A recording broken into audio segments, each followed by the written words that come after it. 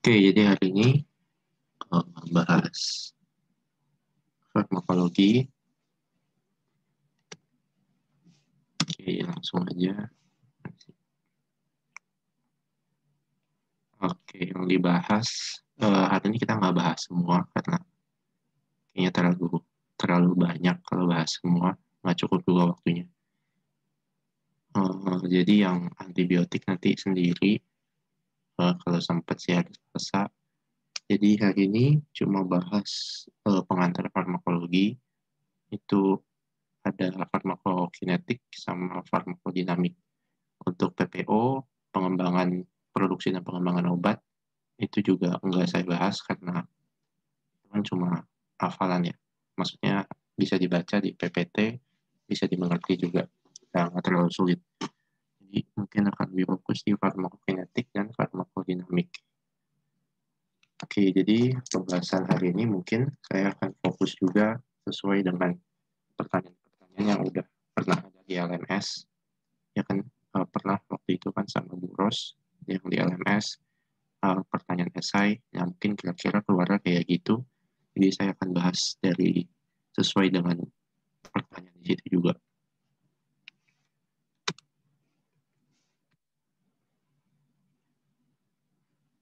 Oke, pertama mungkin saya akan sedikit bahas mengenai nomor izin edar. Ini juga karena ada di materi-materi awal, jadi buat mengingatkan aja sih. Jadi misalkan kalau ada nomor izin edar, uh, seperti yang ada di slide, DKL dan angkanya segala macam, nah itu ada uh, beberapa terjemahan. Jadi untuk digit pertama, si D ini itu ada dua kategori. Itu menandakan obat tersebut termasuk ke dalam nama dagang atau generik. Terus kalau yang digit dua, itu ada B, T, K, P, sama N. B itu maksudnya obat bebas, kalau T itu obat terbatas, bebas terbatas. Kalau K itu eh, kalau K itu obat keras, lalu P itu psikotropik, P itu psikotropik, dan N itu narkotik. Lalu digit ketiga itu ada L atau I. L itu maksudnya lokal, diproduksi sama negara sendiri. Kalau I itu impor. Lalu digit 4 dan 5 menandakan tanggal registrasi. Jadi kalau misalkan ada digit yang 09, berarti itu menandakan registrasi tahun 2009. Terus digit 6 sampai 8 itu menunjukkan nomor urut pabrik. Angkanya harus lebih besar dari 100, tapi lebih kecil dari 1000. Lalu digit 9 sampai 11 juga itu menunjukkan nomor urut obat. Itu angkanya harus di antara 100 dan 1000. Lalu digit 12 dan 13 itu menandakan bentuk sediaan. Uh, Misalkan sediaan oral, sediaan topikal, sediaan sublingual, dan sebagainya. Itu ada kodenya masing-masing. Lalu kalau digit 14 menandakan kekuatan obat. Dan yang terakhir itu menunjukkan kemasan obat.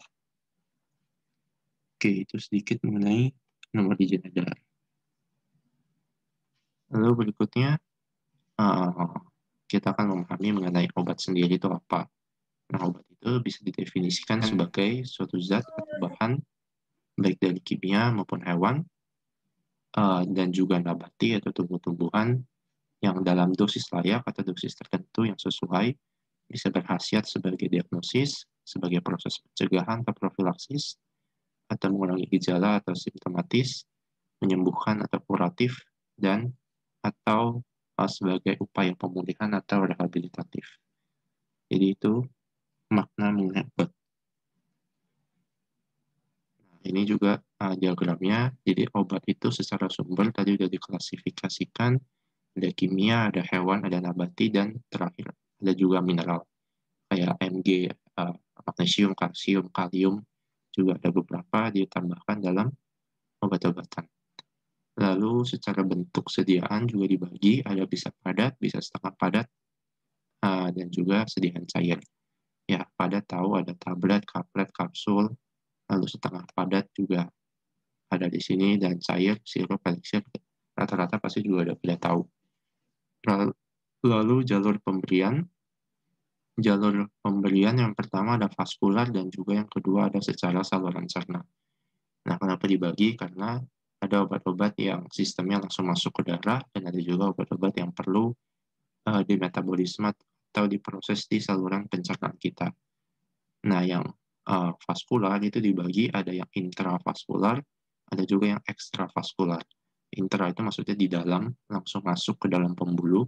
Itu ada intravena, itu suntikan, intravena, ada intrakardial, ada intraarteri, ada intratekal. Yang ekstravaskular itu ada oral, sublingual itu di bawah lidah, rektal, intramuskular, ada intrakutan, inhalasi, telan hidung. Lalu untuk yang saluran cerna, itu juga ada enteral dan parenteral, ada oral, sublingual, rektal, dan sebagainya. Jadi manfaat juga jadi dibahas, bisa sebagai diagnosis, profilaksis, simptomatis, kuratif, dan rehabilitatif. Nah, golongannya tadi juga sudah dipaparkan di depan, ada bebas, bebas terbatas, keras, narkotik. Tadi mungkin tambahnya ada psikotropik juga. Dan terus berdasarkan program pemerintah ini biasanya berhubungan sama harga ya, harga eceran. Itu ada obat generik biasanya lebih murah, ada obat generik berlogo, dan ada juga obat esensial.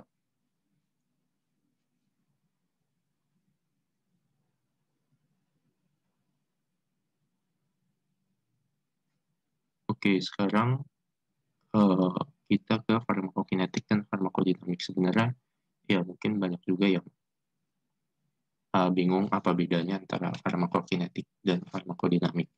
Nah, sebenarnya antara farmakokinetik dan farmakodinamik itu dia membahas subjek yang sama. Subjek yang dibahas itu adalah obat, ya kan? Obat-obatan yang dibahas. Nah, tapi pendekatannya berbeda. Maksudnya, kalau farmakokinetik, kita itu membahas mengenai uh, bagaimana bagaimana tubuh kita atau tubuh pasien pada umumnya itu bereaksi terhadap obat yang diberikan. Nah, di farmakokinetik kan kita tahu itu ada ADME, kan ada absorpsi, distribusi, dan yang lain-lain. Itu kan bagian dari respon tubuh terhadap obat yang masuk ke dalam tubuh kita. Responnya seperti apa? Absorpsinya seperti apa? Distribusinya seperti apa? Metabolismenya seperti apa? Itu bagian dari respon tubuh kita terhadap obat yang masuk ke dalam. Nah, tapi kalau farmakodinamik itu bedanya adalah kita melihat dari sisi obatnya. Bagaimana obat tersebut dapat bekerja di dalam tubuh kita. Jadi, subjeknya sama-sama obat yang dibahas, tapi pendekatannya beda. Kalau farmakokinetik tadi, pendekatannya itu dari sisi tubuh kita. Bagaimana tubuh kita bereaksi terhadap obat. Tapi kalau farmakodinamik itu berbicara mengenai bagaimana obat tersebut bisa bekerja dalam tubuh. Reaksi-reaksinya atau mekanismenya seperti apa. Itu di farmakodinamik. Jadi itu perbedaan dasar. Nah, tadi sesuai dengan deskripsi farmakokinetik bahwa kita melihat dari sisi tubuh manusia atau lebih spesifik tubuh pasien, bagaimana reaksinya atau bagaimana uh, ya reaksi atau timbal baliknya terhadap obat yang diberikan ke dalam tubuhnya.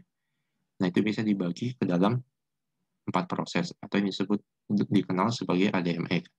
Ada absorpsi, ada distribusi, metabolisme, dan ekskresi atau eliminasi.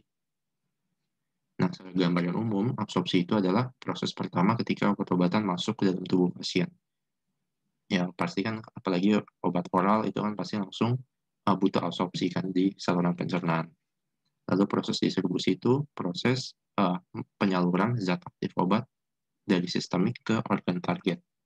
Lalu kalau metabolisme itu proses degradasi obat atau pengolahan obat yang sudah selesai bekerja untuk selanjutnya digunakan kembali atau diekskresikan. Nanti kita akan bahas di sini ke namanya siklus enterohepatik. Lalu eliminasi atau ekskresi itu adalah terakhir, tinggal sistem pembuangan aja. Sistem pembuangan kan ada dua, entah dia dikeluarkan secara feses dari empedu atau dia langsung masuk ke dalam nefron ginjal, jadi masuknya ke urin. Sekarang kita bahas satu-satu, kita bahas mengenai absorpsi. Apa aja yang kita bahas? Yang pertama kita akan mau bahas dulu istilahnya. Yang pertama ada absorpsi dengan B dan adsorpsi dengan D. Apa bedanya? Nah, ini ada diagram atau gambar buat memudahkan pengertian. Jadi kalau absorpsi dengan huruf B itu artinya bahwa proses penyerapannya sampai ke dalam. Artinya sampai ke dalam sel atau ke dalam sistemik.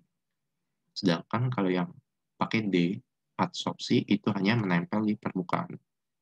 Nah, obat-obatan itu selayaknya dan seharusnya melakukan atau dilakukannya absorpsi dengan yang B, bukan yang D.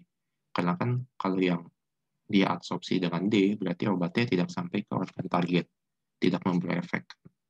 Sedangkan kalau yang absorpsi dengan B itu berarti obatnya masuk ke dalam pembuluh darah atau masuk ke dalam, lebih tepatnya ke organ target.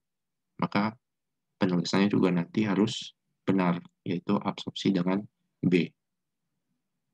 Oke, lalu kedua adalah kita membahas mengenai bentuk sediaan obat akan mempengaruhi proses absorpsi. Jadi misalnya obat-obatan yang sifatnya oral atau rektal, baik dari mulut maupun dari saluran pembuangan, itu bakal masuk ke dalam sistem pencernaan. Misalnya oral, oral itu pasti masuk sistem pencernaan pertama yaitu lambung. Lalu habis dari lambung baru masuk ke dalam usus, baru nanti ada penyerapan di situ atau absorpsinya di dalam usus, di usus kosong namanya, itu jejunum, jejunum dan ileum. Nah, bentuk obat kalau misalkan yang oral itu bakal mengalami degradasi sewaktu melalui proses sistem pencernaan. Karena kan situ di lambung ada pH, pH-nya bisa asam, kalau di usus pH-nya basa. Nah, pH itu bakal mempengaruhi proses absorpsi obat, makanya bisa berkurang. Sedangkan kalau obat-obatan yang sifatnya kayak uh, intravena atau yang langsung masuk dalam sistemik, intravena, sublingual, itu tidak melalui proses sistem pencernaan. Jadi dia langsung masuk sistemik, tidak mengalami degradasi. Makanya obat-obat yang demikian, yang sublingual maupun yang intravena, biasanya dosisnya lebih kecil dibandingkan obat-obat yang sifatnya oral. Karena yang oral itu mengalami degradasi, sedangkan yang tidak bersifat oral kayak sublingual atau intravena itu langsung masuk ke dalam sistemik. Nah, tadi berbicara mengenai degradasi obat, itu kita berbicara juga mengenai namanya istilahnya adalah bioavailabilitas. Nah, ini mungkin istilah yang pernah juga disinggung di teknik sediaan semi-solid. Jadi bioavailabilitas itu merupakan suatu ukuran. Kita pakai ukuran itu untuk menentukan seberapa banyak dosis obat yang masuk ke dalam sistemik. Jadi gambarannya misalkan kita makan, kita sedang demam, makan paracetamol 500 mili. Ya kan, biasa kan kebanyakan paracetamol 500 mili. Nah, itu kan oral kan. Kita makan secara oral. Nah, ternyata yang masuk ke dalam sistemik itu tidak 500 mili. Nggak mungkin 500 mili atau 100%. Kenapa? Karena sudah mengalami degradasi. Nah, angka atau ukuran yang menunjukkan seberapa banyak dosis yang masuk ke dalam darah, ke dalam sistemik itu dinamakan bioavailabilitas. Yang gampang misalkan seperti obat nitrogliserin. Nitrogliserin itu obat-obatan yang fungsinya untuk melebarkan pembuluh darah. Biasanya pada orang penderita infak miokard atau serangan jantung itu diresepkan nitrogliserin. Nah, nitrogliserin itu bioavailabilitasnya buruk, hanya 40%. Artinya, misalkan dikasih 100 mili dosis, yang masuk ke dalam darah itu cuma 40% ya. Itu berapa? 40 mili ya. 40 mili dari 100 mili. Nah, yang 60 milinya kemana? 60 milinya itu terdegradasi namanya. Nah, itu yang disebut dengan bioavailabilitas. Jadi, suatu ukuran atau suatu ukuran yang digunakan untuk menentukan seberapa banyak dosis yang masuk ke dalam sistemik. Nah, beda lagi kalau misalkan sublingual. Sublingual atau intravena, bioavailabilitasnya pasti 100%. Artinya, ya, kalau yang dimasukkan 5 mili, 10 mili, berarti yang masuk dalam sistemik juga 10 mili. Tidak ada degradasi. Nah, itu nanti juga berhubungan lagi dengan yang namanya first pass effect atau metabolisme lintas pertama. Tadi, menyambung yang kasus yang tadi, nitrogliserin, 60 mili yang terdegradasi itu masuk ke dalam namanya first pass effect atau metabolisme lintas pertama. Jadi kalau dilihat di gambar di atas, ini ada obat masuk secara oral, ini menggambarkan lambung, lalu ini melambangkan GI tract atau traktus gastrointestinal, saluran pencernaan. Nah, sebelum masuk dalam sistemik, ini kan sistemik. Sebelum masuk dalam sistemik, itu ada namanya hepatic portal vein atau hepatic portal system. Nah, ini di sini itu terjadi namanya degradasi atau proses first pass effect ini. Terjadi di situ hepatic portal vein atau hepatic portal system. Dia adanya posisinya sebelum hati. Ini kan hati, ini sebelumnya. Nah, jadi degradasi itu terjadi di sini. Tapi degradasi juga bisa terjadi dalam proses perjalanannya. Misalkan dalam proses perjalanan dari lambung, proses perjalanan ke usus, itu juga mengalami degradasi. Dan yang paling besar degradasinya adalah di hepatic portal system. Itu yang dinamakan sebagai first pass effect. Oke, jadi itu kira-kira untuk absorpsi prosesnya seperti itu. Lalu kita beralih ke distribusi. Setelah absorpsi itu kan berarti obatnya sudah masuk ke dalam sistemik. Nah, sehabis dari sistemik berarti kan obatnya harus didistribusikan ke organ efektor atau ke target.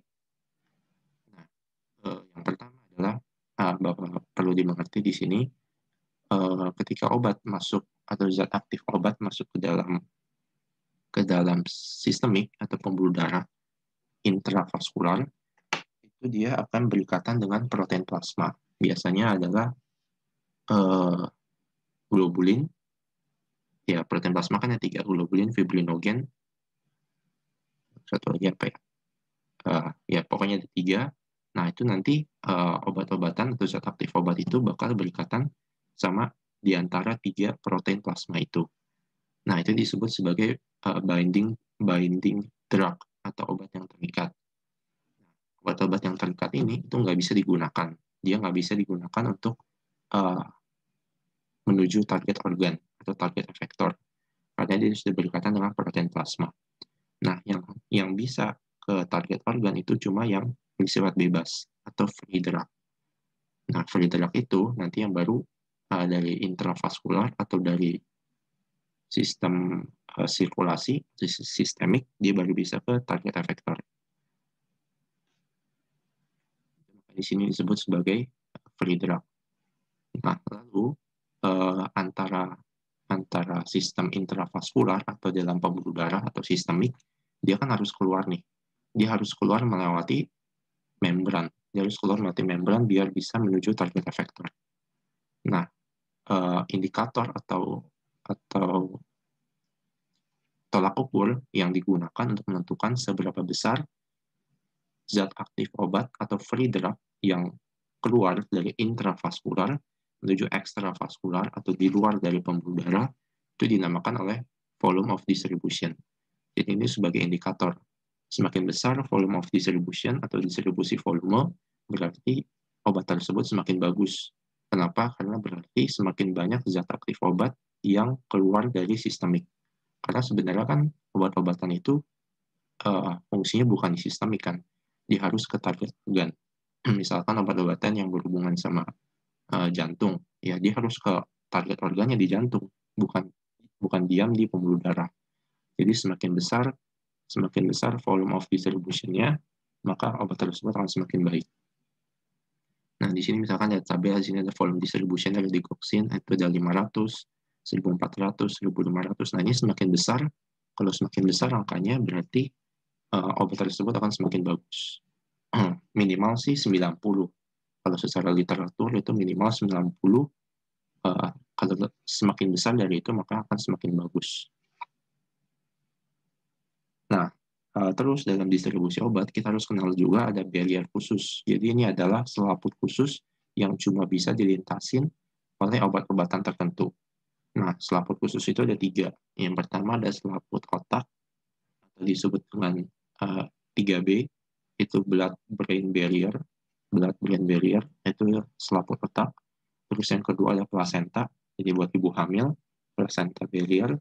Sama yang ketiga itu sebutannya testicular barrier atau barrier yang ada di kelamin pria, testicular barrier.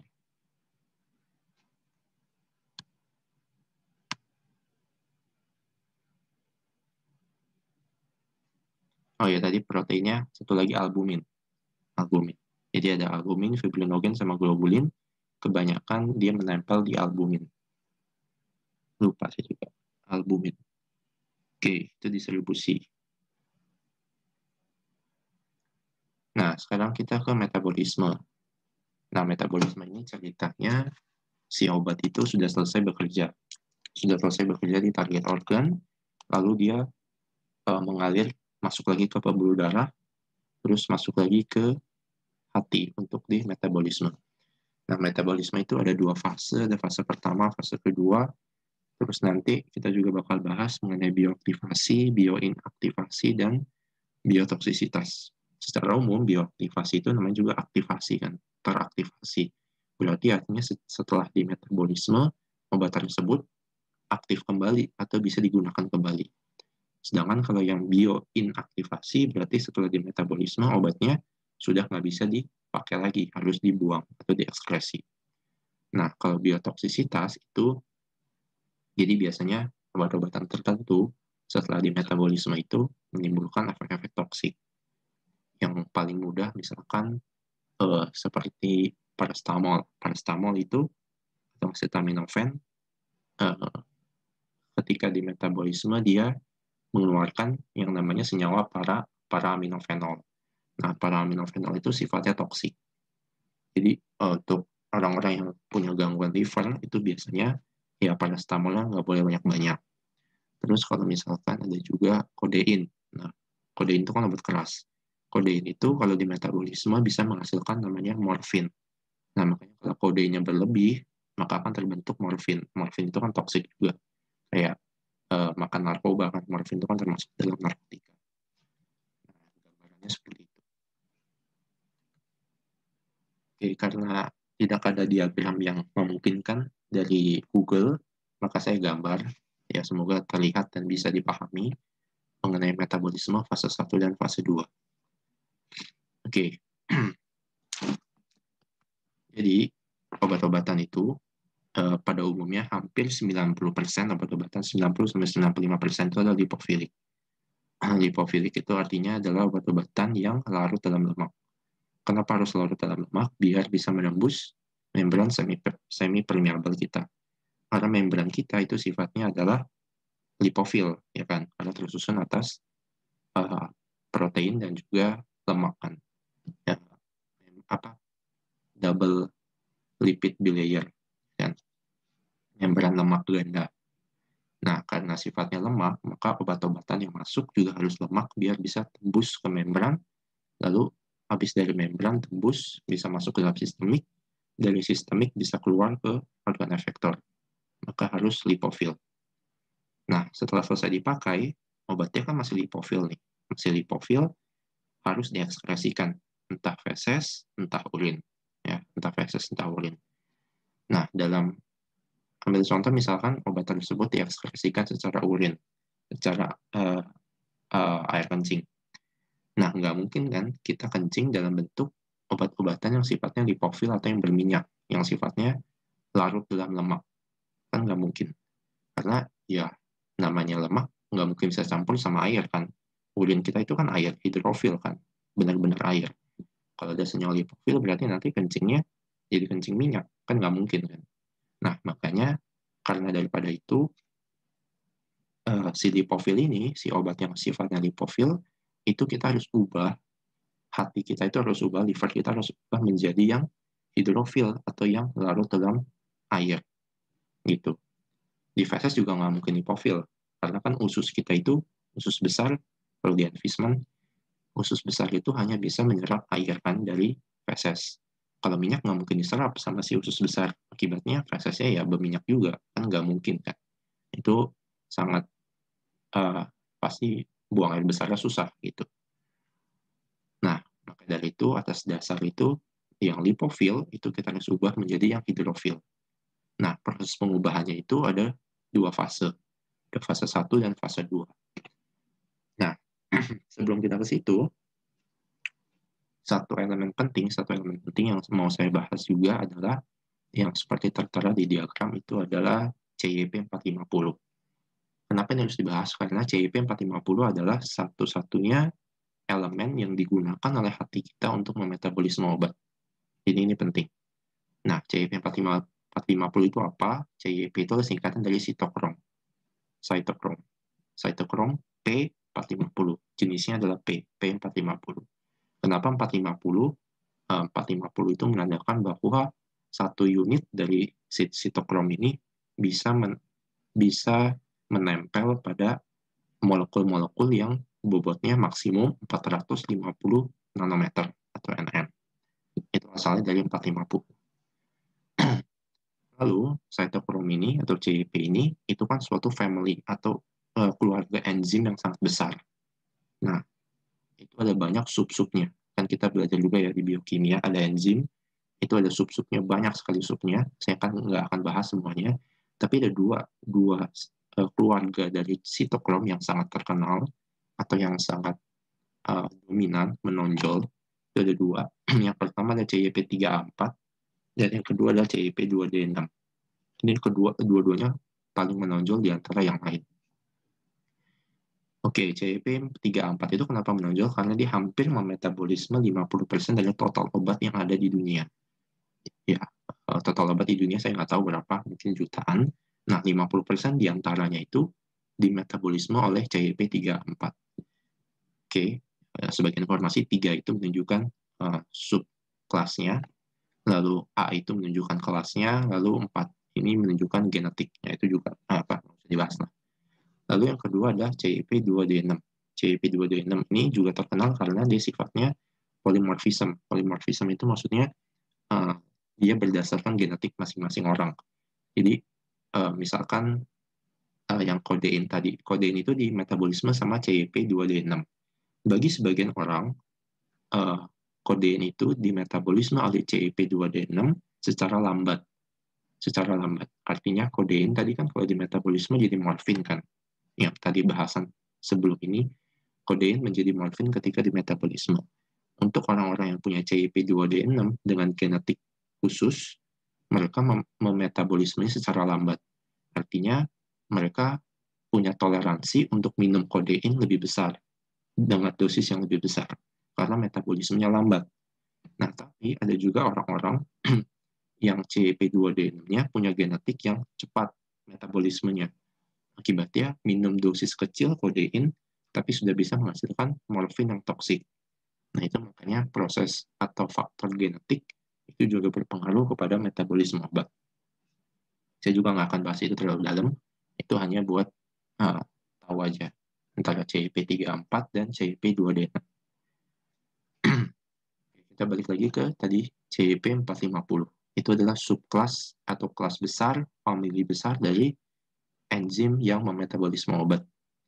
Nah, si CYP450 itu melakukan 3 jenis reaksi. Pertama ada reaksi oksidasi, kedua ada reaksi hidroksilasi, yang ketiga ada reaksi reduksi. Nah, setiap obat itu punya ciri khas masing-masing. Ada obat yang dioksidasi, ada yang obat dihidroksilasi, ada obat yang direduksi. Intinya, ketiga reaksi ini bertujuan satu, untuk menghasilkan senyawa yang hidrofil dari yang lipofil. Tujuannya satu, tapi mekanismenya ada 3. Nah, contoh-contoh obatnya saya juga nggak akan bahas, karena itu ada di kimia medisinal mengenai metabolisme. Oke, jadi tadi intinya bahwa yang lipofil, setelah ini punya H, dia akan menjadi senyawa yang hidrofil. Ya, ini saya asumsikan dia mengalami oksidasi atau ditambahkan atom O, oksigen. Jadi OH, ini kan H di sini. Jadi OH. Oke, itu fase 1 selesai. Dia sudah menjadi senyawa yang hidrofil. Nah, tapi belum bisa diekskresikan. Kenapa? Karena sifatnya sebenarnya masih setengah aktif obatnya. Nah, kita tidak boleh mengekskresikan senyawa obat yang masih setengah aktif. Maka dari itu, kita perlu melanjutkan ke fase 2. Fase 2 itu disebut dengan fase konjugasi. Konjugasi itu kan namanya juga menempel satu sama lain. Ada 2 senyawa yang menempel satu sama lain. Nah, fase konjugasi itu ada 4 jenis. Atau dikatalis oleh 4 tipe enzim dan 4 jenis reaksi. Yang pertama itu adalah GST. GST itu ada singkatannya di bawah, glutathione S transferase. Nah, glutathione itu adalah senyawanya. Lalu ditransferase, artinya ada proses transfer, adanya proses transfer atau perpindahan gugus glutathione menuju obat. Ini makanya tadinya OH menjadi OG. G ini maksudnya menggambarkan si glutathione-nya. Lalu yang kedua, bisa juga, dan yang paling banyak nih, paling banyak pakai UDY atau uridine diphosphate glucuronidase. Enzimnya atau disebut juga biasanya glucuronil transferase, sama aja. UDG atau glucuronil transferase. Jadi dia mentransfer asam glucuronat ke dalam molekul obat.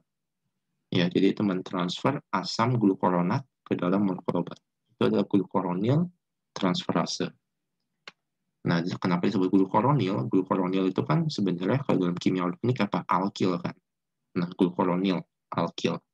Makanya karena itu sifatnya cabang, ditransfer ke si molekul obat yang besar. Namanya uridine difosfat glucuronidase, UDG, atau yang tadi glucuronil transferase. Lalu metode ketiga kita bisa memakai asetil transferase, jadi ditempel sama gugus asetil. Lalu yang keempat itu SLT atau sulfur transferase. Kita pakai sulfur, di gugus sulfur itu menempel pada gugus obat. Nah, setelah itu, 4 ini ketika sudah menempel pada masing-masing molekul-molekulnya, maka akan menjadi inaktif atau bisa diekskresikan, boleh diekskresikan. Nah, tapi sebenarnya setelah metabolisme ini, itu punya dua pilihan. Ada beberapa obat setelah di metabolisme itu dapat kembali lagi digunakan.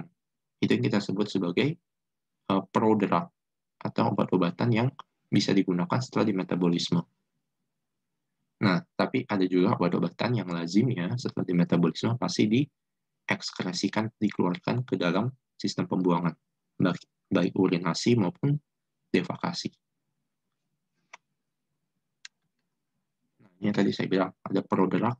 Jadi obat-obat yang sebenarnya kita minum itu yang prodrug itu sifatnya inaktif. Nah, sifatnya inaktif setelah di metabolisme menjadi aktif. Itu yang disebut yang tadi saya sebut sebagai bioaktivasi. Itu. Jadi setelah di metabolisme ternyata menjadi aktif. Nah, karena menjadi aktif berarti bisa dikembalikan lagi ke sistem peredaran darah, lalu dikembalikan lagi ke organ efektor. Jadi misalkan yang paling terkenal, kita ambil salisin, obat pengencer darah atau antiplatelet, asam asetil salisilat atau disebut sebagai aspirin. Itu aspirin itu adalah sebagai prodrug. Jadi ketika sampai di metabolisme, aspirin itu asam asetil salisilat menjadi asam salisilat. Nah, yang dipakai itu asam salisilat, bukan asam asetil salisilat. Gitu. Itu contoh dari prodrug. Oke, sekarang kita ke ekskresi atau eliminasi. Nah, tadi kan saya sudah sempat menyinggung mengenai enterohepatic circulation. Jadi tadi setelah obatnya di metabolisme, dia punya dua pilihan. Mau diekskresikan atau mau disekresi. Jadi sekresi dan ekskresi. Kalau sekresi itu kan masih bisa digunakan kan. Dia kembali lagi ke sistem pembuluh darah. Kalau ekskresi sudah tidak berguna, berarti kembali ke atau dimasukkan ke filtrat nefron, urinasi, atau masuk ke feses, defekasi. Nah, kalau masuk ke dalam ekskresi yang urinasi, ini saya gambarkan, tahulah nefronnya kan bagian nefron ginjal kita. Ya udah, dia akan berperan sebagai substrat atau molekul yang sama seperti pada umumnya yang lain.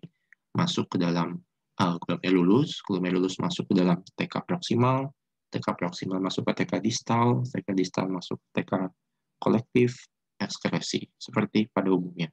Di feses juga seperti itu, masuk ke dalam usus besar, masuk ke dalam tinja atau feses, lalu diekskresikan melalui rektum. Sama seperti itu. Ini untuk gambarannya enterohepatik. Jadi ketika ada obat masuk nih ke dalam darah, masuk ke dalam darah sudah dipakai ke organ efektor, masuk ke hati, konjugasi.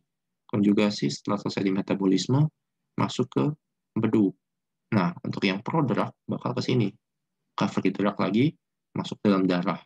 Darah bekerja, baru dipecah lagi, baru nanti masuk. Ini bisa dua ya. Bisa ke feses, atau bisa nanti ke ginjal, atau ke nefron.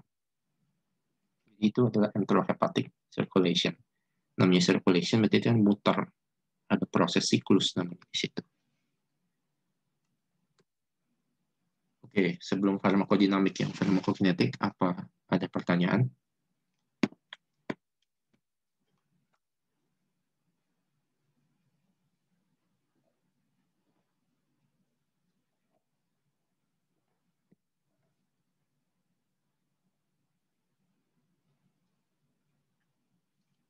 Sebelum lanjut, apa ada pertanyaan mengenai farmakokinetik?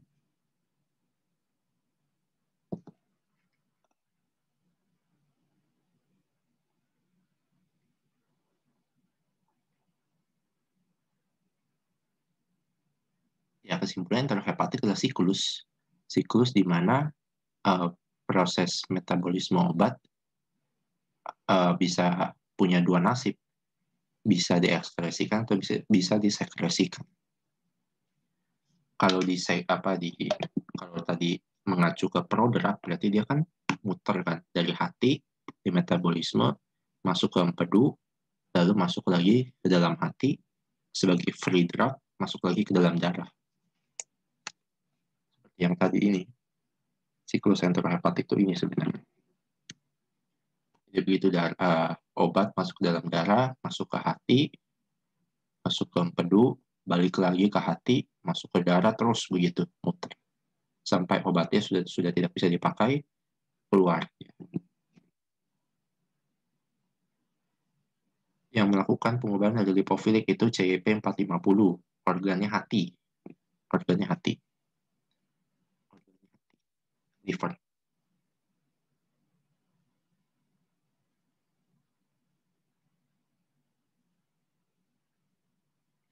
Degradasi. Degradasi itu ya dia nggak masuk sistemik karena sudah degradasi di free lagi.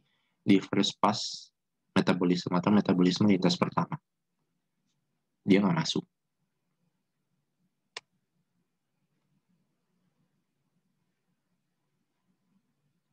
Iya, itu agonis, antagonis nanti di farmakodinamik ya. Bar. Ini farmakokinetik itu. Biotransformasi dan metabolisme itu sama. Ya, namanya metabolisme tadi kan transformasi kan. Dari yang lipofil ditransform jadi yang hidrofil.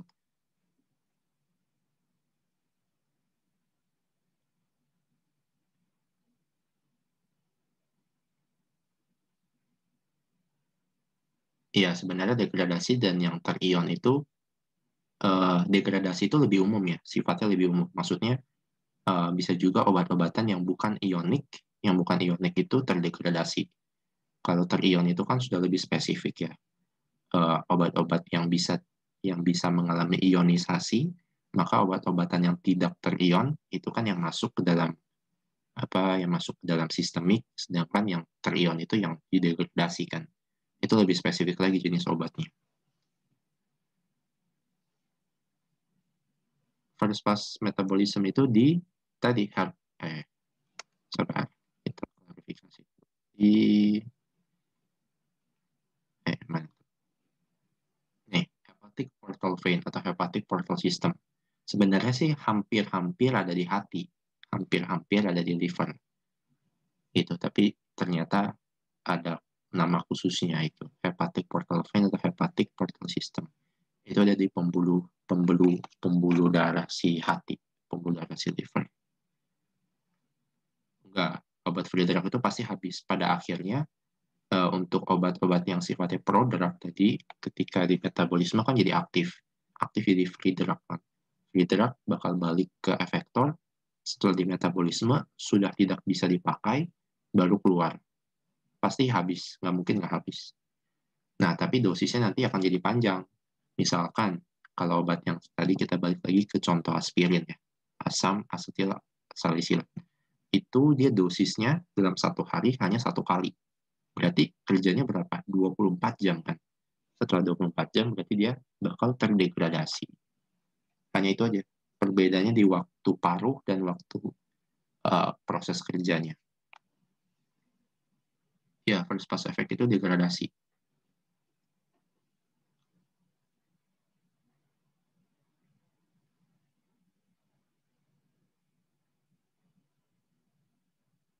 Yang bisa balik tadi kalau obat-obat yang sifatnya prodrug. Jadi ketika masuk ke dalam sistemik tadi kan, terus di metabolisme di hati menjadi aktif. Nah, dia disekresi ke kembali lagi ke sirkulasi darah, kembali lagi ke organ efektor. Jadi itu kayak siklus kalau kita lihat ya. Nah, ini kan siklus sebenarnya. Jadi obat-obat yang sifatnya prodrug nih, setelah dikonjugasi sama si liver, masuk lagi ke sini. Terus dibalikin lagi ke darah, balikin lagi ke organ efektor. Nah, setelah itu dikonjugasi sama liver, baru dibuang. Gitu. Jadi syarat untuk masuk kembali ke sini itu ya, salah satunya adalah prodrug tadi. Obat-obatan yang setelah di metabolisme menjadi aktif. Gitu. Oke, kita lanjut ke mengingat waktu, kita lanjut ke farmakodinamik. Oke, ini sebenarnya farmakodinamik lebih abstrak dari farmakokinetik, lebih susah juga. Jadi secara umum kita bakal membahas mengenai reseptor. Tadi kan farmakodinamik saya singgung di depan bahwa mempelajari mengenai bagaimana obat tersebut bisa bekerja dalam tubuh kita. Kalau tadi farmakokinetik kita membahas mengenai bagaimana tubuh kita bereaksi terhadap obat. Nah, ini kebalikannya kita. Oke, sekarang bagaimana obat bisa bekerja? Kita akan membahas mengenai teori reseptor. Yang kedua, kita akan membahas juga mengenai tipe-tipe reseptor seperti apa, lalu mengapa perlu reseptor dan sebagainya. Lalu kita membahas mengenai agonis, tadi sudah ditanyakan juga ya, mengenai agonis dan antagonis. Lalu kita juga membahas mengenai Michaelis-Menten sebagai grafik visualisasi obat. Jadi, ini sebenarnya harusnya saya bahas juga nanti di biokimia, tapi mudah-mudahan yang di sini sudah pada paham juga mengenai Michaelis-Menten. Nanti jadi akan saya coba jelaskan. Oke, tadi karena kita sudah menyinggung reseptor, jadi reseptor itu seperti reseptor dan obat itu bagaikan kalau kita analogikan sebagai kunci dan gembok. Jadi gembok itu baru bisa terbuka kalau ada kunci, dan kuncinya juga harus pas. Kalau kuncinya nggak pas, gemboknya juga nggak bisa kebuka. Sama dengan obat dan reseptor. Peran kerjanya seperti itu. Ketika obat molekul kimianya pas dengan reseptor, sama seperti kunci pas dengan gemboknya, maka akan terbuka.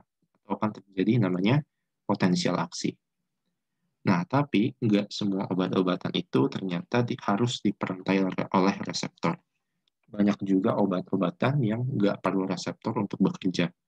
Misalnya yang seperti ada di slide, yang pertama adalah osmotik.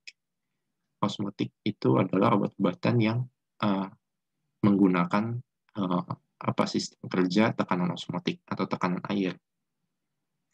Nah, bisa misalnya obat-obatan diuretik. Diuretik itu kan obat-obatan yang sifatnya mengeluarkan urinasi. Lalu ada juga pencahar, ada pencahar osmotik kan, itu untuk orang-orang yang sulit untuk BAB, buang air besar, pakai pencahar. Nah, itu dia nggak perlu reseptor untuk bekerja. Karena pencahar itu kan langsung masuk, bekerja dalam feses, dimasukin air ke dalam feses, sehingga orangnya bisa buang air besar. Nah, juga yang kedua, berdasarkan tingkat pH. Jadi dia bermain di pH atau kekuatan asam. Misalnya obat-obat yang sifatnya di lambung, atau obat-obat sakit mah. Itu ada antacid, ada PPI. PPI itu proton pump inhibitor, ada sukralfat, ada antagonis H2, macam-macam. Itu dia bekerja hanya pada lambung, hanya bekerja pada pH. pH-nya terlalu asam, dengan adanya antasida berarti dinaikkan kembali pH-nya ke angka yang normal. Lalu ada juga perusak non-spesifik, misalnya antiseptik. Antiseptik itu biasanya obat-obat topikal ya. Misalnya di betadine. Betadine itu kan ada antiseptiknya. Nah, itu seperti itu. Lalu berikutnya ada interaksi dengan molekul kecil atau pengkelatan. Ada juga obat-obat yang sifatnya membentuk kelat. Itu juga tidak perlu reseptor. Atau juga inkorporasi dengan asam nukleat. Misalnya obat-obat antibiotik itu kan antimikroba kan. Dia kerjanya spesifik terhadap bakteri, atau anti kanker. Anti kanker itu spesifik terhadap sel-sel kanker. Jadi dia tidak perlu reseptor. Oke, sekarang ke teori pengembangan reseptor. Itu yang pertama adalah Langley. Jadi Langley itu pertama dia membuat percobaan dengan obat atropin dan pilokarpin. Nah, jadi dia mempunyai kesimpulan bahwa setiap obat dan reseptor itu punya afinitas atau kekuatan ikatan yang berbeda-beda. Jadi si Langley ini ternyata menemukan antara atropin dan pilokarpin ini afinitas atau kekuatan mengikatnya di reseptor itu beda. Sehingga dia bisa menyimpulkan bahwa obat itu dan reseptor itu sangat spesifik atau karakternya itu sangat spesifik sehingga sedikit perbedaan aja itu afinitasnya akan berbeda atau kekuatan ikatnya berbeda. Nah, lalu kemudian dilanjutkan sama Ehrlich. Ehrlich ini dia punya teori bahwa obat sama reseptor itu harus sepasang. Kalau enggak, obatnya nggak bisa bekerja. Jadi obat tidak dapat menimbulkan efek tanpa berikatan dengan reseptor. Itu disebut sebagai corpora non-agon lixiviate. Nah, si Ehrlich itu membagi reseptor berdasarkan beberapa aspek. Berdasarkan ikatan. Ikatan itu antara obat dan reseptor bisa terjadi ikatan hidrogen, bisa terjadi kovalen paling sering, dan ikatan van der Waals. Nah, juga bersifat, dia meninjau dari aspek sifatnya. Ada yang spesifik nih, ada yang reseptornya spesifik terhadap obat tertentu, tapi ternyata ada juga yang tidak spesifik, artinya satu obat bisa mencakup beberapa reseptor. Nah, dia juga meninjau dari sifat reversibilitas, artinya ketika obat menempel pada reseptor, masih bisa lepas lagi. Nah, tapi ada juga obat-obat tertentu yang sudah menempel pada reseptor nggak bisa lepas. Kayak begitu. Lalu dia berbicara juga mengenai aspek komponen. Di dalamnya ada ion-ion, ada juga ATP, dan yang lain-lain. Nah, terus ada juga lokasi. Lokasi ada yang di dalam sel dan ada yang di permukaan sel.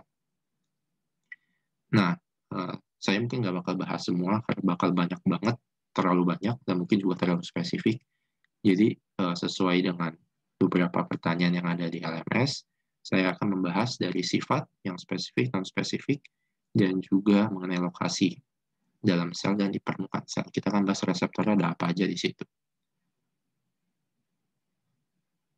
Oke, jadi sedikit mengingatkan, ini juga sempat disinggung di biologi sel, mengenai reseptor. Jadi reseptor itu ada dua. Ada yang ekstraselular, ekstraselular itu ada di luar sel. Lalu ada juga yang intraselular, atau yang ada di dalam sel. Nah, yang di dalam sel itu cuma satu reseptornya. Namanya disebut sebagai reseptor genetik, karena dia sifatnya di dalam sel. Nah, untuk yang reseptor luar atau yang ekstraselular itu ada 4, seperti yang sudah di gambar. Pertama adalah ligand-gated ion channel, itu adalah reseptor ionik, kita sebut sebagai reseptor ionik, artinya yang bisa masuk dan yang bisa keluar adalah yang bersifat ion. Yang bersifat ion apa? Na+, Cl-, K+, H+, dan sebagainya. Itu yang disebut sebagai ion.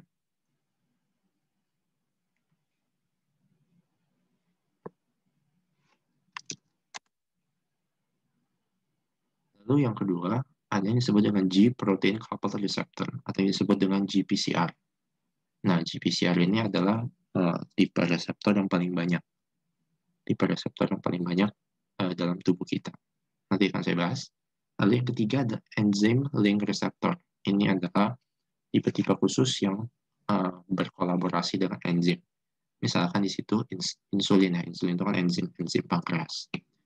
Lalu yang tadi sudah intraselular itu ada dia adanya letaknya di dalam sel. Oke, itu untuk mengenai reseptor tipenya. Oh ya, ini pembagian tipenya. Yang ligand gated channel, G protein receptor itu pembagian berdasarkan struktur ya. Jadi harus pembagian berdasarkan struktur. Struktur reseptor itu ada seperti ini.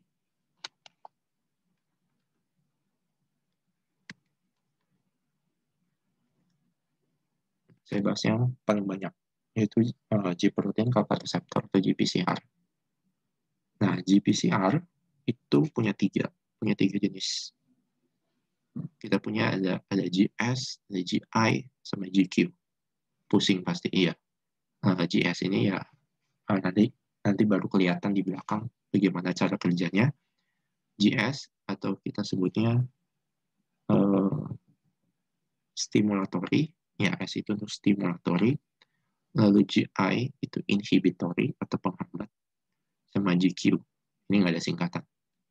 Tipenya GQ. Nah, GPCR ini bahkan mengkatalis tiga reaksi. Itu yang pertama adalah aktivasi AC, adenyl siklase, lalu ada aktivasi PLC, fosfolipase C, dan inhibisi dari si adenyl siklase. Oke, ini di-keep dulu. Sekarang diingat-ingat dulu, ada GS, GI, sama GQ. Itu diingat-ingat dulu. Nanti baru bisa ngerti di belakang. Oke, ini nggak usah. Nah, di sini baru kita kepake yang dimaksud dengan GI, GQ, sama GS tadi. Nah, ini juga ada di PPT LMS mengenai adrenergic dan muscarinic receptor. Tadi kan kita sudah bahas itu reseptor berdasarkan struktur kan. Itu ada G protein, ada ligand gated ion channel, ada enzyme receptor, sama yang keempat ada yang di dalam sel itu intracellular receptor. Ada 4. Nah, di dalam tubuh kita, dalam tubuh manusia itu yang paling banyak tadi kan saya bilang adalah GPCR, ya kan? GPCR atau G protein coupled receptor. Yang kedua, yang paling banyak adalah ion channel. Yang ketiga adalah enzyme. Nah, kita bahas yang G protein coupled receptor dan yang ion channel. Nah, itu tadi kan kita bahas berdasarkan struktur. Nah, berdasarkan fungsi, berdasarkan fisiologis, dan juga tata letak reseptor, itu kita bagi dua. Ada yang disebut dengan adrenergic, dan ada yang disebut dengan muscarinic. Oke, adrenergic dan muscarinic reseptor. Sorry, bukan muscarinic. Sorry, adrenergic, ini saya sudah salah tulis. Adrenergic dan cholinergic. Ini kan saya tulis di bawahnya cholinergic. Adrenergic dan cholinergic. Jadi, dibetulkan, ini juga ada di tulisannya di sampingnya. Adrenergic dan cholinergic. Itu perlu diingat. Itu adalah dua tipe besar reseptor dalam tubuh kita. Ada adrenergic dan cholinergic reseptor. Nah, bedanya adalah bahwa adrenergic kita kan lihat nih katanya, adre dan nergic. Adre itu maksudnya adrenalin, nergic itu maksudnya sinergi. Artinya reseptornya bersinergi, bekerja dengan adanya si adrenalin. Kan? Adrenalin itu apa? Adrenalin itu adalah si epinefrin dan norepinefrin. Ada juga di Anfisman, mudah-mudahan masih ingat. Ada di epinefrin dan norepinefrin. Nah, ini sifatnya apa? Kalau epinefrin dan norepinefrin itu sifatnya adalah sistem simpatis atau disebut dengan fight and flight, FNF, fight and flight system, atau sistem simpatik, saraf simpatik. Nah, sedangkan yang cholinergic itu tadi katanya dari choli, dan nergic. Chol itu maksudnya kepada asetilkolin, ACH, nergic itu maksudnya sinergi. Jadi reseptor hanya bersinergi kepada si asetilkolin. Oke, asetilkolin. Nah, dia kebalikan dari si adrenergic. kebalikannya apa? Parasimpatis. Artinya sistemnya dia SSP, bukan sistem saraf pusat ya. SSP di sini bukan sistem saraf pusat, tapi steady state position. Steady state position maksudnya adalah bahwa dia bertugas untuk mempertahankan posisi tubuh. Artinya mempertahankan fungsi jantung, mempertahankan fungsi organ-organ. Itu namanya disebut dengan SSP. Sedangkan kalau yang tadi FNF, fight and flight, itu misalkan kalau kita, misalkan ada seseorang nih, lagi menyeberang jalan, lalu tiba-tiba mau ditabrak sama mobil. Nah, itu yang bekerja lah adrenergik. Simpatisnya itu bekerja. Epinefrinnya bekerja. Sehingga apa? Kalau epinefrin bekerja, ya tubuhnya bakal siap untuk menghadapi menghadapi ancaman. Itu misalkan yang tadi ditabrak mobil, dia mau lari, dia mau lompat, dia mau apa, dia udah siap karena ada si adrenergik. Kira-kira begitu. Ceritanya kira-kira begitu. Oke, adrenergik, tadi kan saya bilang adrenergik dan kolinergik itu sistem yang sangat besar. Induknya itu adrenergik dan kolinergik. Nah, adrenergik itu kita bisa bagi menjadi dua subkelas. Ada yang disebut dengan alpha reseptor, ada yang disebut dengan beta reseptor. Nah, alpha reseptor juga ada subkelasnya lagi. Ini bersub. Subkelasnya dari alpha reseptor itu ada alpha 1, alpha 2. Beta itu ada beta 1, beta 2, beta 3. Tapi beta 3 jarang terlihat sih. Ya, tapi tetap disebut aja. Jadi beta 1, beta 2, dan beta 3. Sedangkan yang kolinergik tadi itu dibagi dua. Ada yang disebut dengan nicotinic receptor, dan muscarinic receptor. Nah, nicotinic itu dibagi dua lagi subkelasnya. Ada yang disebut dengan NN. NN itu maksudnya nicotinic neuron, artinya nicotinic yang ada di sel saraf, dan NM, nicotinic muscle, atau nicotinic yang ada di otot. Terus yang kedua, itu adalah muscarinic. Muscarinic itu ada dari M1, tipenya ada M1, M2, dan M3.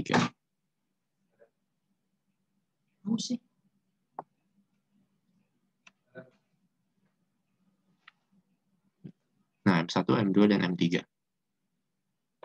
Nah, terus yang tadi kita sudah bahas kan ada GPCR sama yang ion channel. Itu baru kelihatan di sini. Si alpha reseptor itu alpha 1 sama alpha 2 itu dia secara struktur adalah alpha 1 itu secara struktur adalah GQ. GQ dan si alpha 2 itu strukturnya adalah GI atau inhibitory. Nah, kalau yang beta itu dia GS tipenya. Nah, yang nikotinik NN dan NM itu dia tipenya adalah ion. Maksudnya secara struktur dia adalah channel ion, kanal ion. Terus yang muscarinic itu tipenya adalah GQ dan GI juga, inhibitory. Nah, di sini baru kita melihat yang tadi saya bilang ada inhibisi adenyl cyclase, ada aktivasi dari PLC, fosfolipase C. Nah, ini baru kita bisa aplikasikan dalam reseptor secara keseluruhan. Saya ambil contoh misalkan yang muscarinic. Gue ambil contoh yang muscarinic nih. Cara kerja muscarinic. Muscarinic itu kan jadi GQ dan GI. Muscarinic itu ada M1, ada M2, dan M3. Nah, M1 dan M3 itu dia masuknya ke tipe GQ. Jadi, kalau bisa dilihat,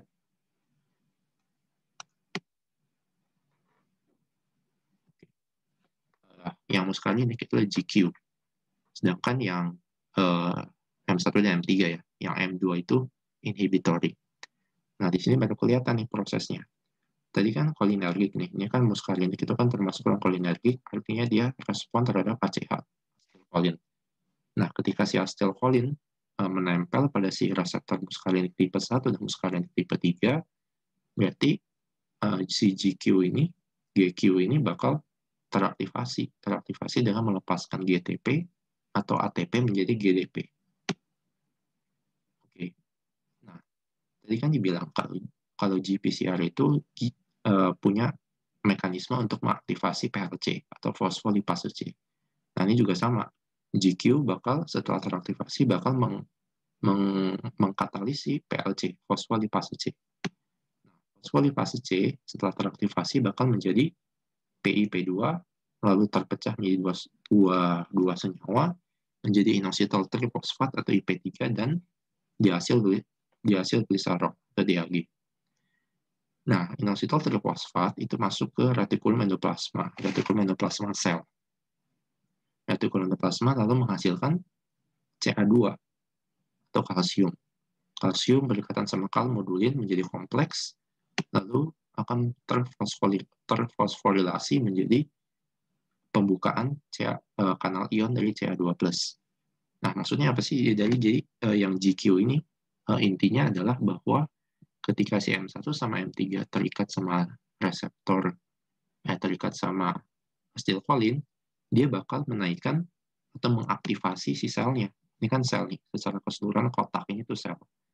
Jadi ketika GQ-nya teraktivasi, dia meningkatkan Ca2+, kan, meningkatkan kalsium. Kalau kalsium ditingkatkan, berarti selnya kan menjadi aktif, semakin aktif. Karena yang di dalam ini akan menjadi semakin positif, kan. Positif itu kan aktif artinya. Karena di dalam sel semakin positif, banyak Ca2+, ya berarti lama-lama selnya menjadi aktif. Itu disebut dengan GQ. Nah, sekarang bagaimana kalau yang tipe 2, muskalenik tipe 2? Sama, ininya adalah asetilkolin menempel di sini. Nah, ini kan M2 tadi disebut sebagai G inhibitory. Nah, G inhibitory itu punya 3 subunit, alpha, beta, dan gamma. Setelah teraktivasi oleh si asetilkolin, terpecah dua. Ada substrat alfa dan substrat beta gamma. Substrat alfa substrat alfa itu bakal menempel di adenyl siklase. Setelah menempel, dia bakal menginhibisi atau menghambat proses pembentukan CAMP. Jadi adenyl siklase ini bertugas untuk mengubah ATP jadi CAMP untuk membentuk fosfokinase A. Nah, ketika si alpha subunit dari GI menempel pada adenyl siklase, berarti CAMP-nya kan turun. CAMP-nya turun berarti fosfokinase A-nya turun, berarti fungsi sel juga berarti menjadi menurun. Karena apa? Karena fosforilasinya sedikit. Fosforilasi nggak ada, turun-turun, berarti nggak ada kalsium, kan? Kalsium yang nggak ada, ya berarti selnya menjadi semakin negatif. Selnya semakin negatif, berarti ya tidak ada kegiatan gitu selnya, istirahat selnya. Nah, itu disebut dengan inhibisi tadi. Jadi fungsinya menginhibisi si kalsium untuk masuk ke dalam sel. Jadi tadi secara secara jelasnya yang GQ ini dia bertugas apa untuk mengaktifkan sel dengan serangkaian reaksi, meningkatkan Ca2+, sehingga terjadi fosforilasi, sehingga Ca2+ bisa masuk ke dalam sel. Ca2+ masuk ke dalam sel menjadi semakin positif. Semakin positif, selnya berarti semakin aktif. Misalnya kalau kita aplikasikan misalkan pada jantung. Jantung itu kan butuh listrik, kan, pacemaker sel itu butuh listrik. Butuh listrik itu dari mana? Dari ion. Ionnya dari salah satunya adalah ion kalsium. Nah, jantung itu sendiri kan punya sistem konduksi sendiri, kan, dinamakan autoconduction. Punya sistem konduksi sendiri. Dia bisa menghasilkan listrik sendiri. Nah, tapi di dalam jantung itu juga ada reseptor muskarinik yang ini. Dia punya M1 sama M3, dia juga punya M2. Sama, dia juga punya itu. Fungsinya apa? Jadi misalkan kalau kita sedang takut, pokoknya sedang gelisah, pastikan itu heart rate kita atau denyut jantung kita kan pasti naik, kan, berdebar-debar. Nah, itu karena ada M1 sama M3 ini. ACH-nya masuk, asetilkolinnya menempel pada muskarinik di jantung, lalu GQ teraktivasi, meningkatkan Ca2+, Ca2+ masuk, sel jantungnya semakin aktif, semakin bilangnya depolarisasi atau semakin positif di dalam sel, berarti kegiatannya semakin banyak. Semakin banyak kegiatan di sel jantung, berarti heart rate-nya atau denyut jantungnya semakin tinggi. Nah, itu makanya jantung jadi berdebar-debar ketika sedang takut, sedang gelisah. Pokoknya perasaan-perasaan itu pasti menimbulkan irama jantung yang lebih meningkat gitu. Sedangkan yang kedua, kalau misalkan sedang fase istirahat jantung kita sedang tidur misalnya, kan cenderung lebih lambat. Nah, ini sama, ada muskarinik 2. Tugasnya apa? Tugasnya buat menginhibisi si adenosiklase, biar tidak terjadi fosforilasi, biar nggak ada Ca2+ yang masuk ke dalam sel. Artinya selnya istirahat, selnya dalam mode resting. Gitu. Itu kira-kira aplikasinya kayak begitu. Oke, itu tadi kira-kira prosesnya kayak gitu. Nah, sekarang tempatnya ada di mana? Nikotinik tadi bilang NM, namanya juga muscle, berarti ada di skeletal muscular, ada di sistem otot rangka. Terus kalau yang neuron, karena neuron ada di ganglion dan CNS, central nervous system. Terus yang muskarinik, itu yang M1, itu adanya di otak, di lambung. Yang M2, yang tadi M2 ada di jantung. M1 sama M3 sebenarnya juga ada di jantung. Ini kan contohnya saya cuma tulis sedikit. Kalau yang M3 itu kebanyakan ada di mana-mana. Nah, itu yang nikotinik dan muskarinik, atau kita bahas mengenai yang kolinergik. Lalu gimana sama yang adrenergik, alfa dan beta reseptor? Sama sebenarnya. Cara kerjanya kalau alfa itu hampir sama, karena sama apa strukturnya GQ dan GI. Ini kan juga GQ dan GI, berarti muskarinik reseptor dan alfa reseptor itu apa ininya sama, cara kerjanya sama. Nah, terus yang beta reseptor itu GS. GS itu sebenarnya hampir sama kayak GQ. Dia juga mengaktifasi si Ca2+ buat masuk ke dalam sel. Oke, untuk letaknya yang alfa reseptor itu ada di kulit, ada di mana? Ginjal, ada di lambung, pencernaan, di jantung, central nervous system juga ada. Alfa 2 ada di ganglion. Terus kalau yang beta reseptor itu ada di jantung, sama ada di jantung sih kebanyakan. Beta 2 ada di paru-paru, di hati, sama pankreas. Nah, cara kerjanya hampir sama kayak tadi. Kalau yang untuk alfa reseptor itu hampir sama, beta reseptor juga GS itu hampir sama kayak GQ. Pokoknya dia mengaktifasi si Ca2+.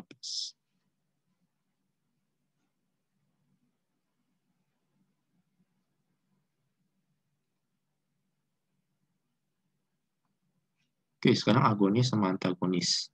Nah, agonis itu berarti struktur senyawa kimia yang mirip dengan materi alami. Misalkan tadi agonis alfa reseptor. Agonis alfa reseptor berarti kan senyawa yang termasuk agonis apa? Berarti epinefrin atau norepinefrin atau sejenisnya. Karena dia sifatnya bersinergi sama yang materi alami. Materi alaminya kan dari alfa reseptor itu kan alfa sama beta kan epinefrin sama norepinefrin. Ya berarti yang agonis itu yang seirama atau yang sejalan sama si epinefrin sama norepinefrin. Sehingga dapat menginduksi atau merangsang reseptor tersebut untuk bekerja. Kerjanya secara sinergis. Nah, kalau antagonis itu berkebalikan. Jadi dia materi kimiawi yang berfungsi memblokade aksi kerja reseptor. Sehingga tidak ada efeknya. Jadi efeknya tertutup, maksudnya penutupan reseptor. Reseptornya nggak kerja. Itu ada alfa dan beta blocker. Nah, alfa blocker itu misalkan blokade reseptor alfa untuk antihipertensi dan prostat. Contoh obatnya misalkan tamsulosin. Lalu beta blocker biasanya untuk penderita kardiovaskular.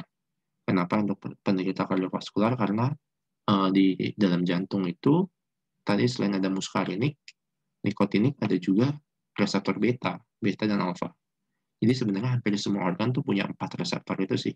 Punya alfa, punya beta, punya muskarinik, punya nikotinik. Nah, beta blocker yang ada di jantung itu adalah beta blocker 1. Beta blocker. Beta reseptor yang ada di jantung itu beta 1. Tipenya beta 1. Ini disebut sebagai blokade reseptor beta 1 adrenergic receptor. Itu. Nah, beta blocker itu ada 3 generasi. Nah, ini sekaligus juga untuk membahas mengenai antagonis sama agonis selektif sama non-selektif. Nah, ini kita pakai contoh yang beta blocker. generasi 1 dari beta blocker itu disebut dengan non-selektif. Non-selektif itu maksudnya beta itu kan ada beta 1 sama beta 2 dan beta 3. Nah, berarti yang non-selektif itu dia bisa mengikat, si obatnya bisa mengikat pada beta 1, beta 2, dan beta 3. Semuanya bisa diikat sama si obat-obatan yang sifatnya generasi 1. Contohnya lah propanolol. Di tiga reseptor itu bisa diikat. Nah, kerugiannya apa? Kerugiannya tadi kan jantung itu yang gue bilang adalah beta 1 kan. Beta 1, dia punya beta 1.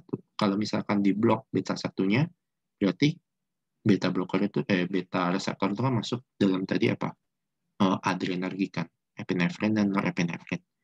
Jadi ketika beta 1 di blok sama si obatnya ini, sama propanolol, berarti tidak ada pengikatan antara reseptor dengan epinefrin atau norepinefrin. Artinya apa? Karena nggak ada epinefrin, berarti kerja jantung semakin lebih relax kan. Karena epinefrin itu kan tadi FNF kan, fight and flight. Fight and flight itu kan artinya apa? Jantungnya bakal berdebar lebih keras, lebih kencang. Nah, karena di blok si beta 1-nya yang ada di jantung, otomatis epinefrin nggak bisa mengikat, irama jantung lebih stabil. Nah, tapi dia juga bisa mengikat beta 2. Beta 2 itu ada di paru-paru misalnya. Paru-paru itu kalau beta 2-nya di blok bakal namanya vasokonstriksi atau menyempit. Karena ketika menyempit berarti nggak ada aliran udara kan. Jadi sebenarnya yang non-selektif ini kurang bagus. Karena satu sisi di beta 1 di blok untuk merelaksasi kerja jantung, tapi si beta 2 di blok bisa menyebabkan vasokonstriksi di paru-paru. Jadi orangnya sesak napas, nggak bisa napas. Gitu. Jadi ini yang kurang bagus yang non-selektif generasi 1. Lalu yang generasi 2 itu yang selektif. Selektif beta blocker. Biasanya dia cuma bisa mengikat di beta 1. Nah, ini contohnya bisoprolol sama atenolol. Nah, jadi yang tadi kembali lagi di jantung, dia cuma mengikat di beta 1. Artinya yang minum obat ini nggak bakal merasakan sesak napas. Karena ya beta 2-nya nggak diblok sama dia. Cuma beta 1 yang ada di jantung. Nah, yang generasi 3 itu disebut non-selektif juga, tapi beda sama yang generasi 1. Generasi 3 itu bisa ngeblok beta 1, beta 2, dan alfa 1. Jadi dia juga sebagai alfa blocker juga untuk alfa 1. Nah, ini juga buat orang-orang yang terapi kardiovaskular. Beta 1 kan tadi ada di jantung, beta 2 misalkan tadi ada di paru-paru. Nah, alfa 1 kita ambil contoh misalkan ada di pembuluh darah. Nah, ini memang yang tipe 3, generasi ketiga, ini ada plus minus juga. Kalau yang tadi kan generasi 1, nggak ada alfa 1-nya kan. Yang ini ada alfa 1. Nah, konsumsi generasi ketiga, misalkan carvedilol atau Vibroc, itu dia bakal bagus kerja di beta 1.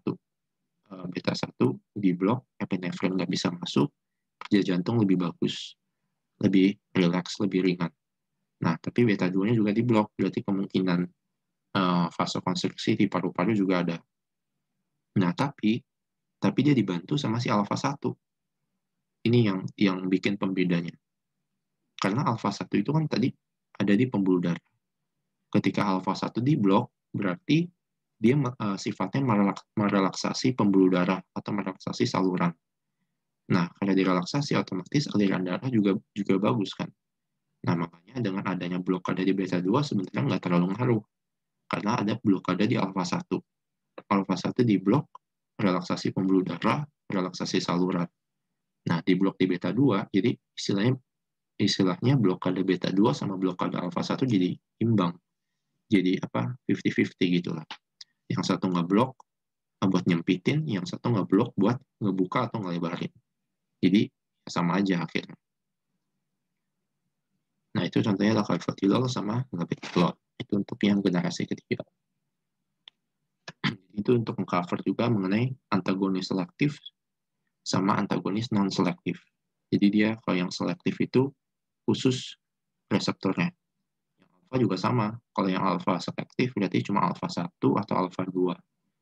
Kalau yang alfa non-selektif berarti bisa alfa 1 dan alfa 2.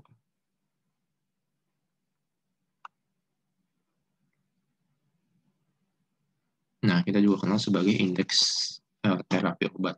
Jadi itu merupakan parameter keamanan obat, perbandingan antara yang letal atau LD dengan yang menghasilkan efek terapi atau ED. Itu bisa dirumuskan sebagai LD per ED 50-50, artinya 50% yang letal dibagi sama 50% yang menimbulkan efek terapi. Nah, yang ideal itu adalah bahwa yang TD atau toksik atau letal sama aja LD1 atau TD1 itu harus dengan sebanding dengan ED99. Jadi yang letalnya harus sekecil mungkin, sedangkan yang efek terapinya harus yang sebesar mungkin. Nah, ini mengenai grafik Michaelis-Menten. Ini juga ada kan kemarin di biokimia. Nah, ini hubungannya hampir sama dengan ikatan antara enzim dengan reseptor kemarin. Enzim dengan substrat hampir sama. Kalau di enzim sama substrat itu kan ada 3. Ada kompetitif, non-kompetitif, sama unkompetitif. Kalau yang farmakodinamik itu cuma kompetitif, ada kompetitif antagonis dan juga non-kompetitif antagonis. Ini kan grafiknya mirip kan. Kalau yang ini kan sebagai obat yang biasa menimbulkan efek seperti ini, agonis doang. Nah, ketika dikasih yang kompetitif antagonis, dia bakal geser. Ini juga geser. Grafiknya, yang ini adalah agonis, yang sumbu X, sumbu Y-nya itu adalah dosis efek maksimum. Jadi untuk agonis yang dikenai sama kompetitif antagonis, itu dia bakal bergeser. Sama seperti substrat yang dikasih inhibitor kompetitif inhibitor. Grafik kan mirip, dia bergeser ke sebelah kanan. Jadi kita kalau di biokimia disebut sebagai KM, di sini kan KM, tapi kalau di farmakodinamik kita sebut sebagai KD. Hampir sama, artinya hampir sama. Bahwa itu merupakan setengah. Kalau KM itu kan setengah konsentrasi, KM itu adalah substrat yang sampai kepada setengah kecepatan maksimum, setengah Vmax. Tapi kalau KD itu adalah setengah dosis obat, setengah dosis agonis yang sampai kepada setengah dari kecepatan atau efek terapi maksimum. Jadi KD itu adalah indikator yang menunjukkan seberapa besar dosis agonis, dosis obat yang mencapai setengah dari efek terapi maksimum. Itu KD. Nah, ini kan kalau yang antagonis kompetitif, itu dia geser KD-nya. KD-nya semakin besar, tapi efek maksimumnya tetap sama. Gitu. Jadi artinya apa? Kalau yang kemarin di biokimia kan antagonis, inhibitor kompetitif itu bisa diakalin dengan menambahkan substrat ya kan. Substrat ditambah banyak, iya dia efeknya tetap bakal maksimum. Sama kayak ini juga bisa ditanggulangi dengan menambahkan komponen agonis sebanyak mungkin sehingga efek maksimumnya tetap tercapai, tapi si KD-nya bakal sedikit bergeser gitu. Nah, kalau yang non-kompetitif itu nggak bisa diatasin dengan menambahkan agonis, tapi harus diganti obatnya gitu. Jadi yang non-kompetitif itu bakal menurunkan si efek maksimum, Emax-nya bakal turun. Tapi dia dosis untuk mencapai setengah dari setengah dari efek maksimum tetap sama, KD-nya tetap sama. KD-nya sama, tapi PM-nya berubah. Yang satu gede, kalau yang obat biasa agonisnya tinggi, tapi setelah dikasih antagonis yang non-kompetitif, dia menjadi turun efek maksimumnya. Hampir sama juga dengan non-kompetitif yang inhibitor non-kompetitif. Nah, ini persamaannya berubah. Kalau dulu yang kemarin ini biokimia kan, yaitu super VO. BX-nya, B-nya KM per VM. X-nya super S, A-nya kan super VM. Nah, sekarang ganti jadi super E0 sama dengan KD, KM itu kan KD, VM ganti jadi Emax, super substrat atau super agonis, ini sebenarnya agonis, tambah super Emax. Nah, kurvanya itu dinamakan kurva sigmoid, fungsi sigmoid. biasa disebut sebagai log DEC.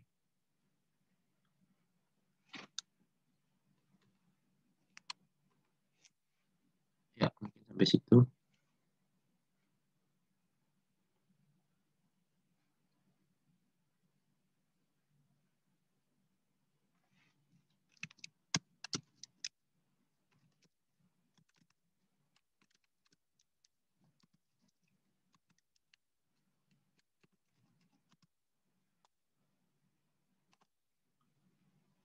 Sudah cukup sampai situ.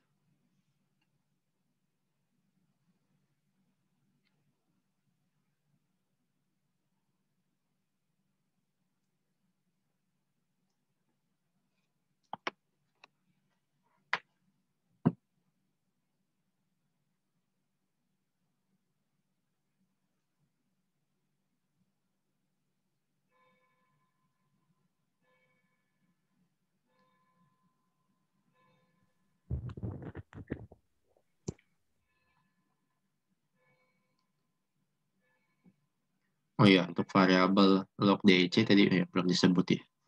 Ketinggalan. Oke, kita ke diagram yang lebih jelas dulu.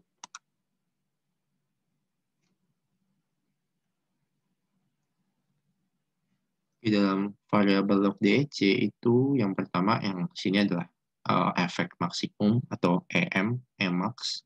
Jadi semakin besar ke atas, itu artinya efek maksimumnya semakin besar. Lalu semakin ke kiri grafiknya, itu berarti potensi obatnya itu semakin besar. Terus juga di tengah sini kita sebut sebagai variabel ya. Kebanyakan variabelitas. Terus ada juga komponen uh, slope-nya. Slope ini yang naik ini disebut sebagai batas keamanan obat. Jadi dosisnya itu masih dalam batas aman. Jadi tadi yang paling atas adalah efek maksimal, terus yang tengah ini adalah variabilitas, terus semakin ke kiri itu berarti semakin potensi obatnya semakin bagus, terus kalau semakin ke atas berarti obatnya semakin punya efek yang maksimum, sama slope-nya tadi itu adalah batas keamanan obat.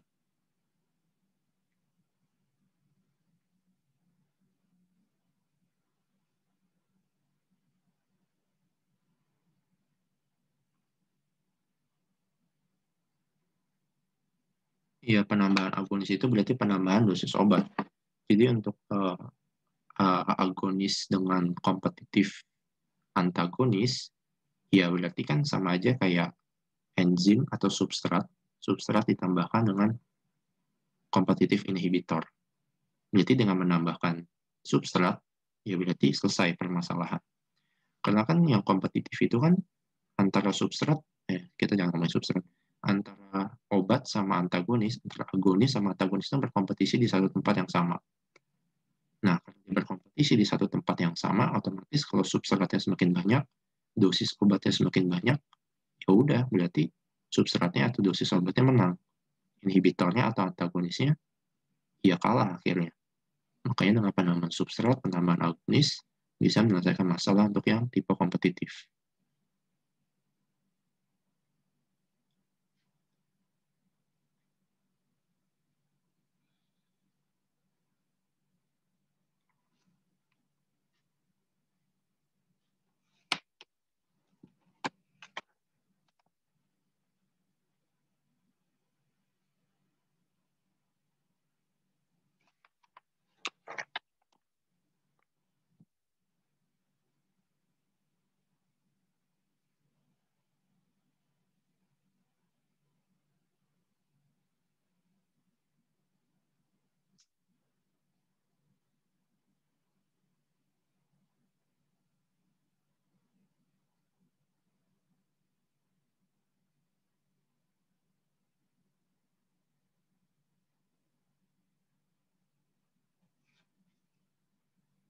Kalau sigmoid itu sebenarnya kan kurva yang apa ya? Kurva yang normal kan. Kurva yang normal menurut aturan seperti sigmoid karena ya dia sampai dari awalnya diberikan lalu dosisnya naik sampai ke efek terapi maksimum sampai atas sampai max. Kalau yang eh, hiperbola itu kan berarti kan setengah lingkaran kan. Seperti setengah lingkaran berarti dia dia bakal turun, ada penurunan. Bisa nggak digambar?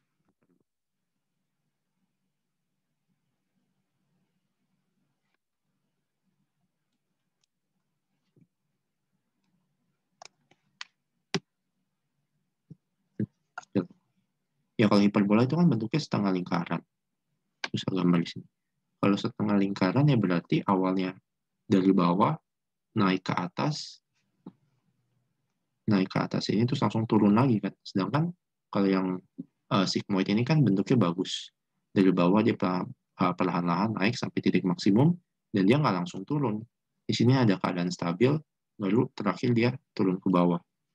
Jadi kalau yang hiperbola sih kelihatannya kurang bagus karena satu nggak mencapai titik efek maksimum sini, terus yang kedua dia langsung turun apa ini ya turunnya signifikan.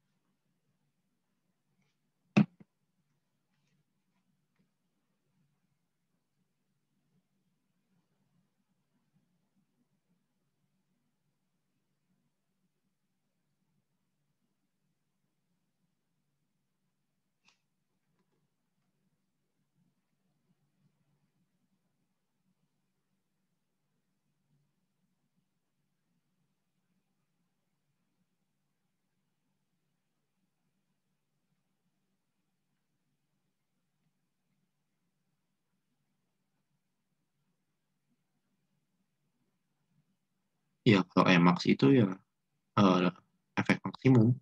Kalau E doang itu biasanya setengah. Maksudnya dosis yang digunakan untuk mencapai setengah dari efek maksimum. Itu namanya E. Kalau Emax ya efek maksimum. Jadi kalau di dalam grafik itu E itu yang ini, yang 50. Emax itu yang 100. Gampangnya begitu.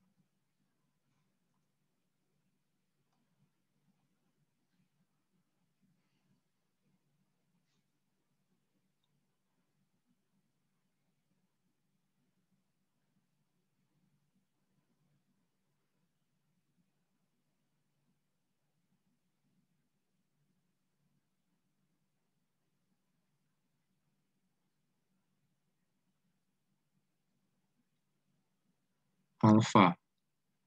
Tadi sih gue nggak bahas alpha ya. Bahasnya yang mau sekarang ini. Coba kita lihat. Alpha. Alpha 2 iya. Alpha 2 itu kan tipenya inhibitory kan. Alpha 2 itu G inhibitory. Karena G inhibitory, dia bakal seperti M2 nih. Sama kayak M2 prosesnya. Kelihatan nggak? Seperti M2 prosesnya. Jadi M2 atau alpha 2 itu prosesnya sama. Eh, si GI ini, inhibitor ini kan ada alpha, beta, sama gamma. Nah, tadi kalau ditanyakan mengenai GTP, ya buat teraktivasi pasti dia menempel sama GTP. Menempel pada GTP teraktivasi pecah dua, alfa sama beta gamma. Si alfa bakal menghambat si adenyl siklas, menghambat pembentukan CAMP dari ATP. Akhirnya menghambat si PKA, fosfokinase A, menghambat fosforilasi, menghambat si CH2+.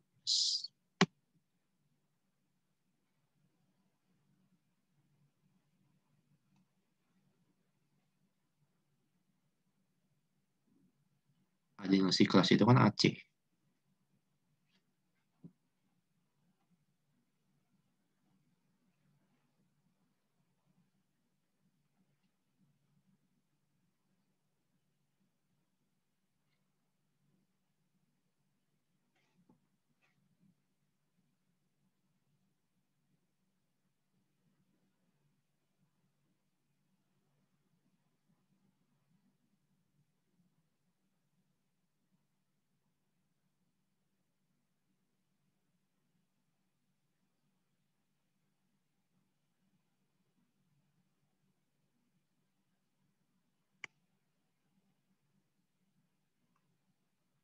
KD sama log KD.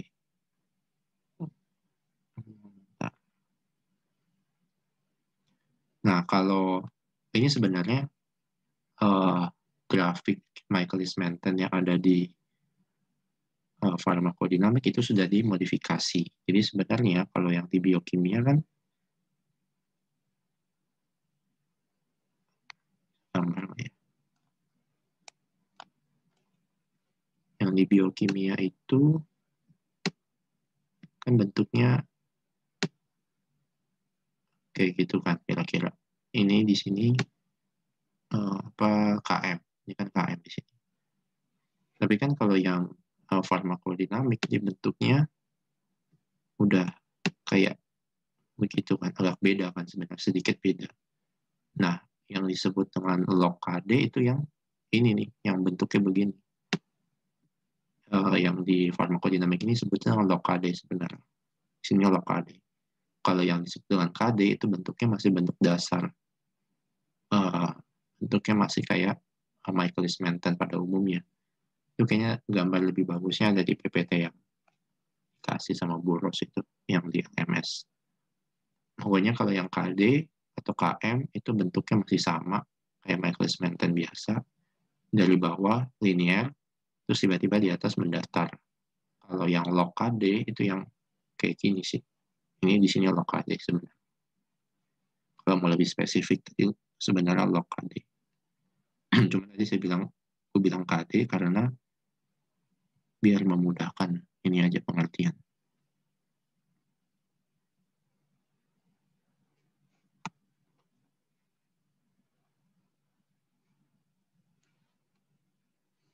Jadi bedainnya itu dari bentuk grafiknya aja. Kalau grafiknya sigmoid ya namanya log KD. Kalau grafiknya kayak Michaelis-Menten namanya KD.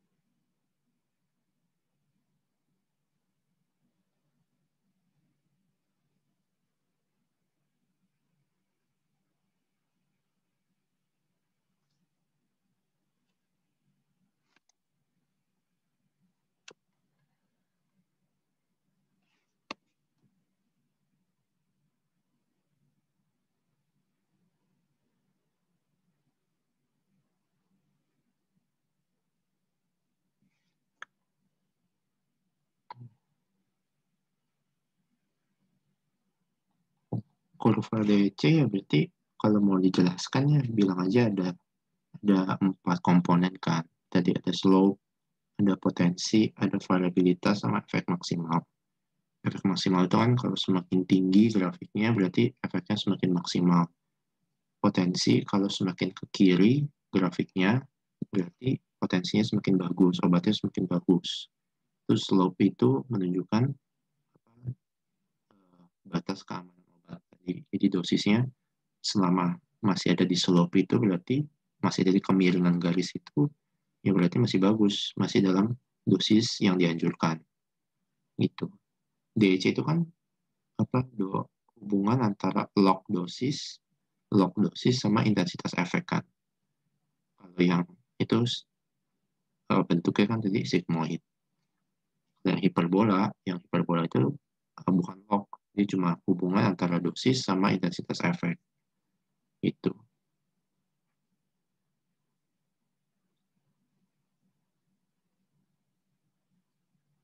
Iya, jelasin variabel aja. Paling tadi sama KD, Emax, KD itu kan apa dosis yang diperlukan untuk mencapai setengah E maksimum.